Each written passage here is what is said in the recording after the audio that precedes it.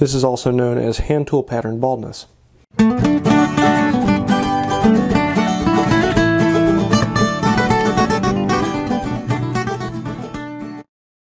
Earlier this week I talked about what is a smoothing plane. Basically, what are the differences in a plane? What makes one a good plane to use as a smoothing plane? And I didn't go into actually how to set it up. So you're looking at, number one, what is the sole? What is its shape and size?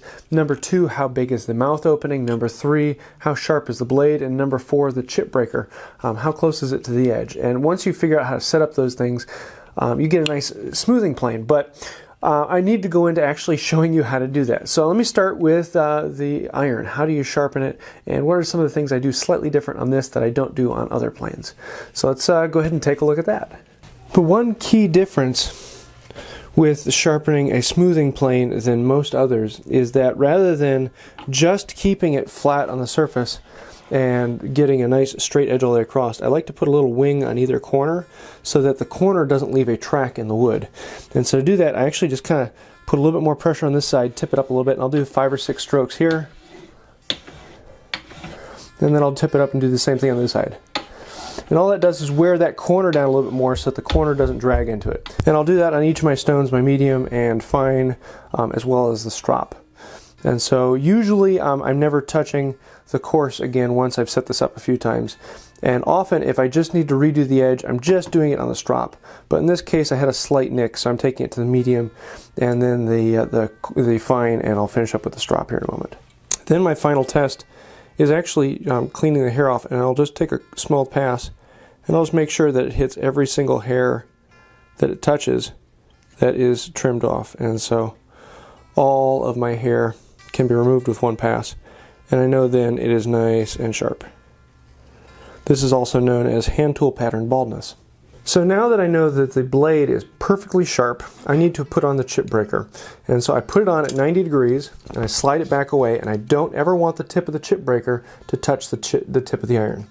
The other thing I have ensured in the past is that I make sure that there is no gap between the chip breaker and the iron. I've actually filed the edge slightly tipped forward so that only the very tip of the chip breaker is touching the iron. I want to make sure that no chips that are cut go between the iron and the chip breaker. So then I'm going to slide this forward a little ways till about an 1/8 inch away and tighten down the screw just with my fingers. And then I'm going to actually use another screwdriver to tap it a little closer. Don't want it to touch the tip. Just going to straighten it out to make sure that the chip breaker is parallel with the iron. And right now I am about 32nd away. I want it to be a little closer than that. There. That's about the thickness of a shaving away. Then I'm going to tighten this down. And I can set that up. I don't know if you can see that in this camera, but there's a slight tip of the iron sticking out past the chip breaker. About the thickness of a chip.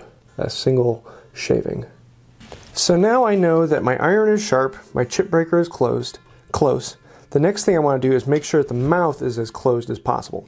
And you can adjust that with this screw in the back right here underneath the adjustment knob. And what you do is you loosen up the 2 screws in the frog ever so slightly, and then that allows you to adjust the frog back and forth. This is a bit tricky because you have to have the iron in, and when I put the iron in, I'm making sure I don't touch the tip of the iron to anything, and I slide it down into place, and I will hold it closed, and then I will flip the thing over and I will look at the mouth. And in this case I'm slightly off canter somehow. Oh, that's because that's over. Nice. And I will look at how close the mouth is, and I want the mouth to be slightly thicker than the shaving, but not by much. And in this case it is.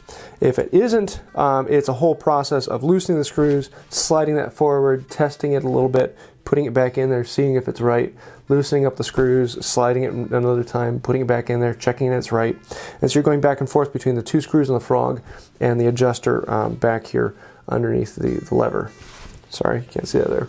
Underneath the lever, that little screw down there. Some of the older ones don't have that screw, in which case you actually just have to manually push the frog back and forth. It becomes a little more difficult to actually set it right. But you can do it with a little bit of practice. So now let's go about actually tuning this up and putting it all together and taking a few shavings. So I got the iron in there, put the lever cap in, and before clamping down the lever cap, I'm just going to pull up on the iron just a little bit to make sure that it is all the way up against the depth adjustment hook, and lock this in place. And I should be able to look down through the hole and see light coming through, and that light is about twice the thickness of a shaving, which I'm perfectly fine with. Now the next thing I'm going to do is I'm going to look at the back and I'm going to see which side is sticking out more than the other. And on this side, the blade isn't sticking out at all. On this side, it's sticking out a good ways. So I'm going to move this lateral adjustment lever towards the side that's sticking out too far. And then I'm going to feel it again with my finger. Now you need to be very careful if you're feeling this extremely sharp iron with your finger. But I find it to be the quickest way to actually dial this in. I need to move it a little bit more. Oop, too far. And so I'm going to get it what I expect it to be close, and I think it is feeling about the right amount all the way across. Now the next thing I'm going to do is actually back the iron out. I don't want the iron to be sticking out the bottom at all, and so that's going to be moving this forward, putting some pressure on it, and I'm going to feel until it's completely gone. There's nothing sticking out, and I'm going to put some pressure back on the screw. So I always want this lever to be pushing the iron forward, because if it's not always pushing the iron forward, as you work in the wood, you're slowly going to be getting the iron coming back until it makes contact with that adjustment lever. And so always try and move that lever forward after adjusting the iron back out. Now let's actually test this. Now for testing stake, I'm just going to use this piece of pine 1x, and you can see all the grain here is actually running up towards the surface. So I'm planing from this end to that end. I don't want to be planing into the end of all the grain. So just for testing stake, I've got a really nice piece of wood, easy to plane, with all the grain running up. I'll clamp it in there, and then I'll grab my plane. And I shouldn't have any chip coming out because the iron has been backed out of the mouth. And so what I want to do is move it forward just a little bit and try it again, and I keep doing that until the blade engages with the wood. Oop, there, I got a little bit of wisp. So I know it's hitting something slightly, but just ever so slightly, not enough to get anything. I want to try one side, so I slide it all the way over to one side of the wood, and then I slide it all the way over to the other side of the wood just to see. Yeah, see, I'm connecting slightly over here, but nothing over there. But I'm not connecting with enough to actually do anything. You just see those wisps. So I want to give it like 1/16 of a turn more and try it again. Okay, that time I'm getting a little bit of a curl, but mostly right out of the middle of the mouth. So I'm going to move it over to the other side.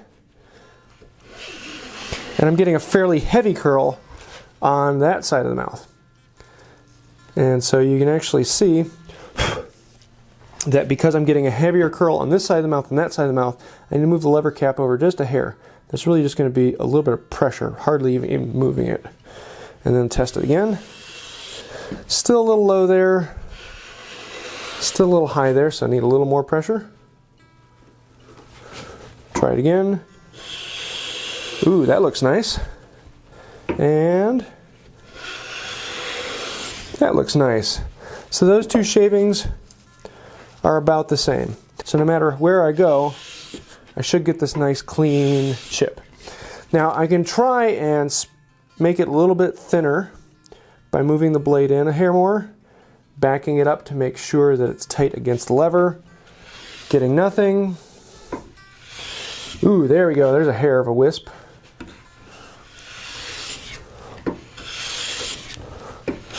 There, and that's about as thin of a shaving as I can get. Let's see what it says. So, less than 1/1000th. As a matter of fact, it's reading 1/2 1,000th, which means I don't know how thin it is. It's thinner than I can measure. So yeah, even with a cheap number 4 like this, you can get a really nice thin shaving. So now let's see what a smoothing plane is actually good for. Now this is my number 4.5. It's not set up for smoothing, so I want to show you the difference between one that is set up for smoothing and one that is not. So I'm going to take the 4.5 and run it down the board.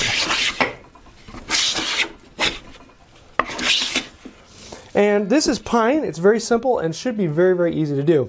But anytime you're around a knot, this grain is going up like that, and then this grain is going up like that.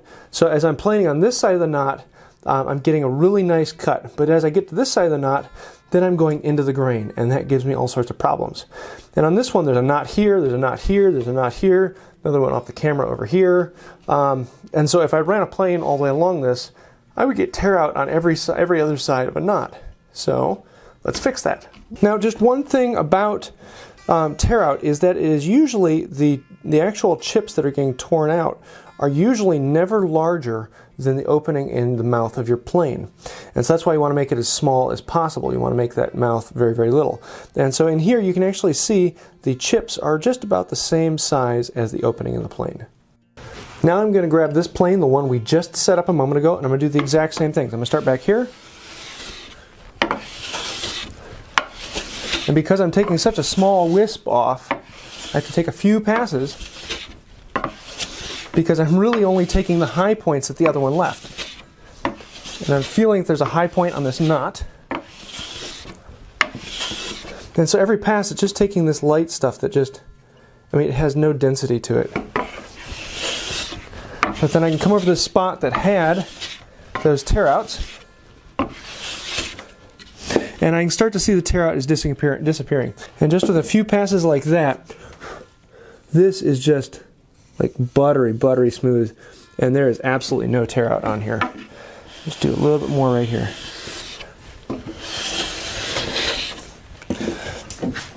It just feels awesome. So a finely set smoothing plane isn't just for pine with knots in it. Anytime where you have grain that goes up and down and weaves through the board, a finely set smoothing plane will do very well. But then you start getting into some of your figured woods. And this particular piece is white oak, and it is curly. And this is about the worst thing you could possibly come across when you need the plane. So I want to show you what even the smoothing plane can do with this. Now this particular section of curly oak, if I were to touch it with any plane that wasn't set up for smoothing, I would tear it apart. The grain is very brittle, it goes every different direction. It comes up, it comes down, it goes that way, it goes that way, and it's just a mess. But then if I bring over the smoothing plane, I take a few passes just to smooth it out a little bit, hit all those high spots. I'm just focusing on this corner right now to show you, so I'm not doing out the whole board. And I'm starting to get these curls as I flatten this out a little bit more and a little bit more of curly oak. And so you can start to see these curls that are coming through that are just beautiful. A little bit more, and I'll have a finished ready surface.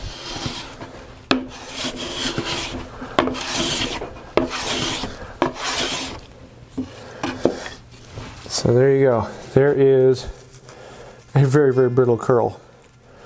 But this surface here is just like butter smooth.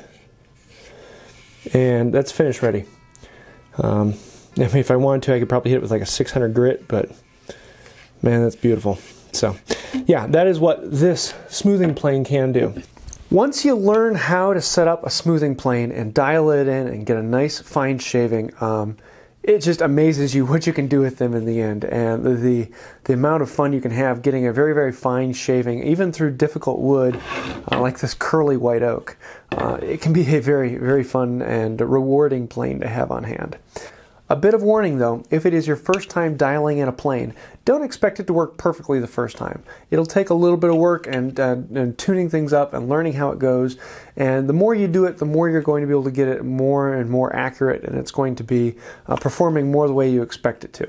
But the only way to learn that is to get in and learn how to set it up and play with it and learn about your own particular tool. How does it adjust? Where's the slop and how it moves?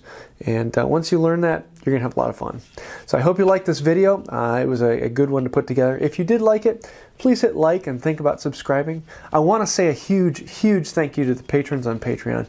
You guys are phenomenal and have been really encouraging me lately. If you want to find out more about that, the Patreon link is over here. If you did like the video, feel free to check out one of my others. And until next time, have a wonderful day.